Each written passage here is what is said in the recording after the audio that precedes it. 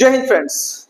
दोस्तों, अगर आप एक बिगिनर हैं या फिर लंबे समय से शेयर बाजार के अंदर ट्रेडिंग कर रहे हैं और आपको यहाँ पे प्रॉफिट नहीं बन पा रहा है, तो इस वीडियो को ध्यान से आप देखिएगा। दोस्तों, ये वीडियो आपके लिए काफी ज्यादा इंपॉर्टेंट होने वाला है, क्योंकि अगर आज इस वीडियो को आप समझ गए तो एक बात की पूरी गारंटी है कि लॉस आपका मिनिमाइज हो जाएगा, और लॉस जैसे ही मिनिमाइज होगा प्रॉफिट बनना अपने आप स्टार्ट हो जाएगा। तो कौन कौन सी वो गलतियां हैं दोस्तों जो लोग यहाँ पे करते हैं, जिस कारण से कि शेयर बाजार के अंदर वो लगातार लॉस ही करते रहते हैं। देखो, इसको सीखने में ना, मैं आपको बता दूं, इन चीजों को, इन बारीकियों को सीखने में मुझे कई सालों लगे हैं।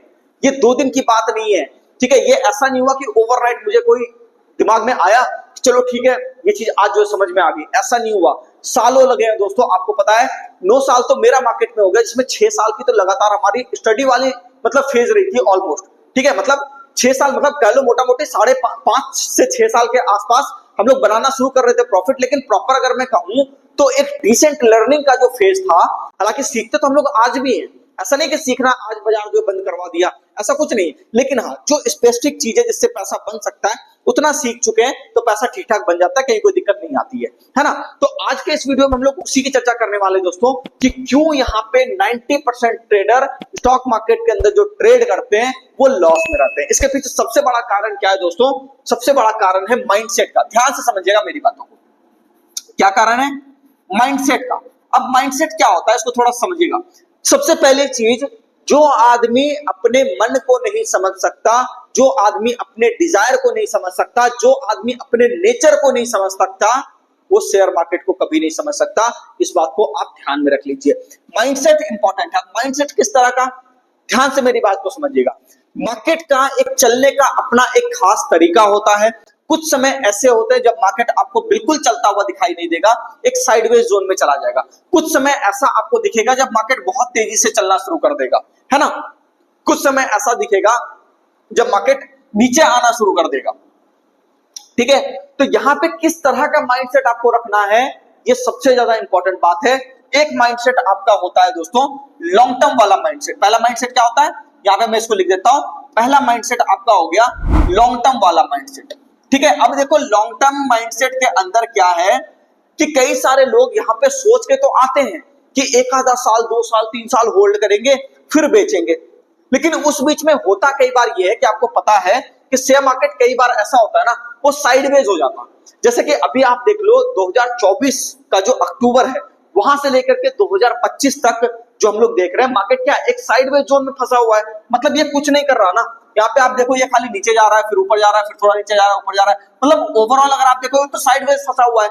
तो यहाँ पे अगर आप देखोगे कि स्टॉक्स के रिटर्न्स की अगर आप बात करो, तो स्टॉक मान लो कि मार्केट ने अपना हाई भी नहीं काटा, यानी कि निफ्टी ने रिटर्न दिया 0%, इवन -% वो रिटर्न आपको जो है दिखाया है। तो आप ये सोचो, अगर आपके स्टॉक्स में 10% भी, 20% भी, 30% का भी अगर आपका रिटर्न आ रहा है, तो आप बहुत बड़े प्रॉफिट में बैठे हो। बात समझ में आई? तो यहाँ पे जो भी लोग लॉन्ग टर्म कर रहे होते हैं, तो उनका माइंडसेट जो है ना, वो होता है यहाँ पे एक्चुअल में शॉर्ट टर्म वाला। वो कौन सा होता है? शॉर्ट टर्म वाला यहाँ पे होता है, ठीक है। मतलब कि वो आते हैं पहले ये सोच करके कि चलो ठीक है शेयर बाजार से पैसा कमाएंगे, है ना, और वहां पे चलो स्पेकुलेशन से पैसा कमा लेंगे। मतलब स्पेकुलेशन का मतलब क्या हो गया कि वो आए कि ठीक है भैया ये स्टॉक है, 20, 50, 100 रुपया बढ़ जाएगा, तो हम यहाँ पे क्या करेंगे, एग्जिट कर लेंगे, मेरा अच्छा खासा प्रॉफिट हो जाएगा। ये सब दिमाग में लेकर के आते हैं, है ना। और मार्केट क्या करता है, वो एक बार मान लो कि एसएल काट दिया, उसको पता नहीं चला कहां बेचना चाहिए, अब वो होल्ड कर लिया। होल्ड करने के कारण क्या हुआ, लॉस बढ़ता चला गया। बात समझ पा रहे हैं? तो यहाँ पे क्या हुआ, वो मजबूरी में आप बोले भैया आप तो बेच तो पा नहीं रहे, अब इधर भी फंस गए, उधर भी फंस गए, ठीक है ना। कि मतलब मार्केट में आए थे शॉर्ट टर्म करने के लिए, पैसा तो मिला नहीं, ठीक है। और मार्केट ने क्या किया, स्टॉप लॉस काट दिया, अब रेट आ गया नीचे, बोल रहे भैया कंपनी तो देखो अच्छी है, लेकिन यहाँ पे क्या है, अच्छा कोई बात नहीं, रिकवर कर जाएगा, रेट आ जाएगा, है ना। ये चीज सही नहीं है दोस्तों। लॉन्ग टर्म का भी एक प्रॉपर तरीका होता है। लॉन्ग टर्म इन्वेस्टमेंट भी एक बड़े टाइम फ्रेम का ट्रेडिंग ही है, कि आज अगर आप मान लो बाय करने के लिए जा रहे हो, तो कभी तो आपको बेचना पड़ेगा। ऐसे बड़े सारे लोग हैं जिन्होंने कई सारे शेयर्स को खरीदे और बेचा, फिर दूसरे शेयर्स को खरीदे। कई सारे शेयर्स ऐसे भी खरीदे गए, जैसे मान लो राकेश झुंझुनवाला जी, ठीक है, डॉली खन्ना जी, विजय केडिया, आपने नाम सुना होगा ना इन सबका, ठीक है, राधा कृष्ण दमानी। मतलब ऐसे बड़े सारे लोग हैं जिन्होंने कई सारे स्टॉक्स के अंदर पैसा बनाया, 10 गुना किया, 20 गुना किया, 40 गुना किया पैसा। आज की डेट में उस स्टॉक में 1% का भी होल्डिंग उनका नहीं है। तो वो भी क्या कर रहे हैं, लॉन्ग टर्म भी कर रहे हैं, लेकिन वो भी एक तरह का ट्रेडिंग है। शेयर बाजार में लोग मान के बैठ जाते हैं भैया ये कंपनी है, यही कंपनी चलेगी, यही कंपनी सब कुछ करेगी। भैया उस कंपनी का 4 साल का भी भरोसा नहीं, वो क्या करेगा, कब तक जिंदा रहेगा, मैनेजमेंट में कौन कौन लोग, आपको क्या पता। आप तो यहाँ बैठ के बाय और सेल का बटन दबा रहे हो आराम से, ठीक है, फैसिलिटी मिली गई है। तो ये चीज से काम नहीं बनेगा ना। तो लॉन्ग टर्म के अंदर एक प्रॉपर अप्रोच आपको पता होना चाहिए। यहाँ पे हम लोग बात कर लेते हैं शॉर्ट टर्म ट्रेडिंग। अब देखो लॉन्ग टर्म ट्रेडिंग होता क्या है, एक साल से ज्यादा अगर आप किसी शेयर को होल्ड करते हो वो सब क्या कहलाता है, लॉन्ग टर्म इन्वेस्टमेंट के अंदर आ जाता है। किसी स्टॉक को अगर आप एक साल से पहले खरीद बेच रहे हो या इंडेक्स बेच रहे हो, ऑप्शंस बेच रहे हो, खरीद रहे हो, तो उस केस में भी वो सब क्या कहलाएगा, शॉर्ट टर्म ट्रेडिंग यहाँ पे कहलाएगा। ठीक है, तो ये दूसरा आपका हो गया शॉर्ट टर्म, है ना। और शॉर्ट टर्म के अंदर भी दोस्तों यहाँ पे दिक्कत है। दिक्कत क्या है कि लालच में फंस जाते हैं कि मान लो शॉर्ट टर्म में उसको मिलना है 10%, ठीक है, और उसको लग रहा है कि भैया और बढ़ेगा और बढ़ेगा, उस चक्कर में वो क्या करते हैं, जो 10% आ रहा है वो भी खत्म हो गया। मान लो शॉर्ट टर्म में मिल रहा है 20%, 30%, और उसको पता है ठीक है टारगेट के करीब हम लोग खड़े हैं, तो वो कई बार सोचते हैं नहीं पॉइंट टू पॉइंट होना चाहिए, एकदम ये पॉइंट छू लेगा ना, ये रेजिस्टेंस छू लेगा तभी मैं बेचूंगा। तो भैया आपके जैसे और भी लोग हैं बेचने वाले उस रेजिस्टेंस पे। तो इस चीज को ध्यान में रखना है कि शॉर्ट टर्म ट्रेडिंग जब आप कर रहे हो ना, तो आप कितना लेने आए हो उसके आसपास भी अगर आपको पैसा बन रहा है, बेच के आप निकलो। ठीक है, तीसरे कैटेगरी के यहाँ पे लोग होते हैं इंट्राडे प्लेयर। बात समझिएगा ध्यान से, इंट्राडे करना कोई बुरी बात नहीं है, मैं भी करता हूं इंट्राडे ट्रेडिंग, ठीक है, लेकिन सबसे बड़ी दिक्कत यहाँ पे ये है कि उनको ये नहीं पता कि ये क्या है। ठीक है, उसको बस लगता है कि कोई आदमी है यूट्यूब पे दिखा रहा है, देखो खरीदा तुरंत बेचा पैसा बन गया, वो ये देख के आ रहा है, लेकिन उसके पीछे एफर्ट क्या है। मैं अपनी बात आपको बताता हूं दोस्तों, यहाँ पे मेरा जो है लगभग 9 ईयर का यहाँ पे लर्निंग पीरियड, 9 ईयर प्लस हो गया होगा, 10 साल मान लेते हैं मोटा मोटी।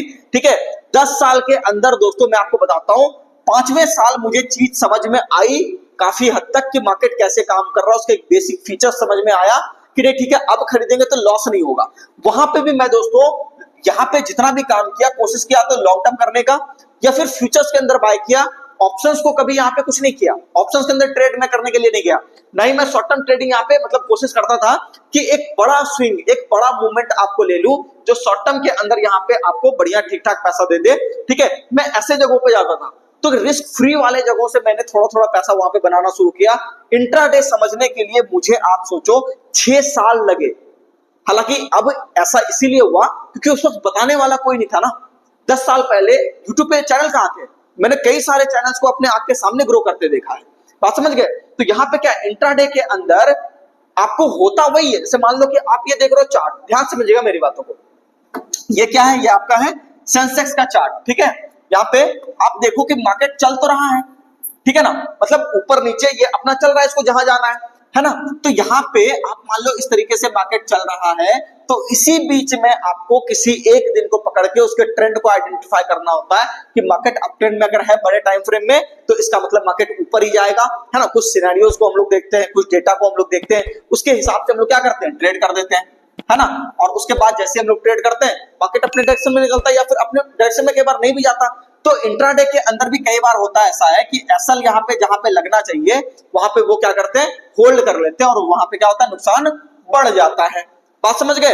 एक सबसे इंपॉर्टेंट बात मैं आपको बताना चाहूंगा दोस्तों, जिसके ऊपर यहाँ पे आप ये अगर समझ गए चीजों को, तो आपको पूरी पकड़ हो जाएगी शेयर बाजार की कि गलती कहां हो रही है। मतलब कि 99% लोग एक्यूरेसी के ऊपर जान देते हैं। बात समझिएगा ध्यान से, एक्यूरेसी ये भी इंपॉर्टेंट चीज है, लेकिन यहाँ पे उतना ज्यादा इंपॉर्टेंट चीज नहीं है जितना आप इसको ओवर हाइप करके रखो। मतलब बहुत सारे लोग सोचते हैं कि मेरा अगर 90% एक्यूरेसी हो जाएगा ना, तो शेयर बाजार में तो मतलब मैं बहुत पैसा बनाऊंगा। ठीक है, ऐसी कोई बात नहीं है। आप 99% एक्यूरेसी ला करके भी लॉस में रह सकते हो, ये मैं लिख के दे सकता हूं, मैंने किया है।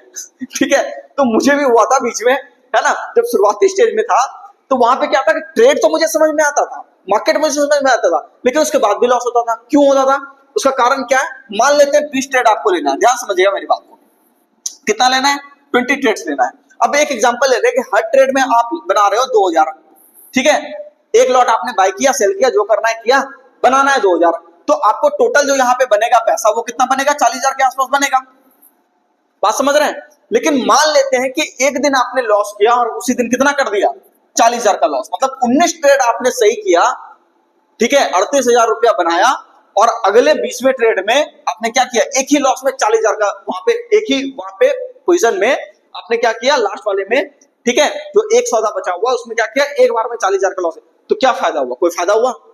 तो इसको बोलते हैं मनी मैनेजमेंट, ठीक है, इसको क्या बोलते हैं, मनी मैनेजमेंट, ठीक है ना।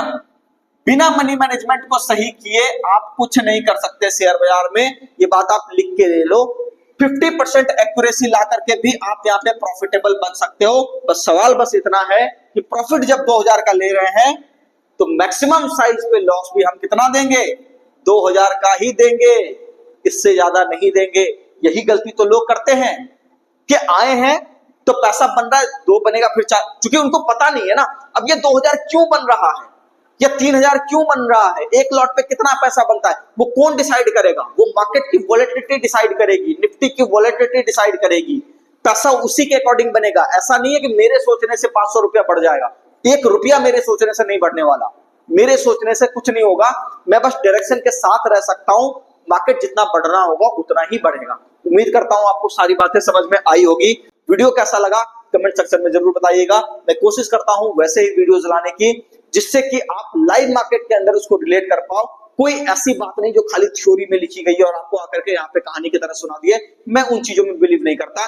मैं मानता हूं कि ट्रेडर तभी बना जा सकता है जब लोग खुद को पहचानेंगे, अपनी गलतियों को पहचानेंगे, अपने मन को पहचानेंगे, वो किस तरह के ट्रेडर हैं, लॉन्ग टर्म वाले हैं, शॉर्ट टर्म वाले हैं, इंट्राडे वाले हैं, क्या करना है आपको, ठीक है, आप अपना कैटेगरी डिसाइड कर लो, उसके बाद आप शेयर बाजार में आओ कि आप किस पर्सनालिटी के पर्सन हो, तब जाकर के मार्केट में प्रॉफिट बनेगा, नहीं तो मार्केट में प्रॉफिट कभी नहीं बनेगा। चलिए दोस्तों, मिलते हैं नेक्स्ट वीडियो में। कमेंट सेक्शन में अपना जरूर यहां पे सुझाव दीजिएगा कि वीडियो आपको कैसा लगा।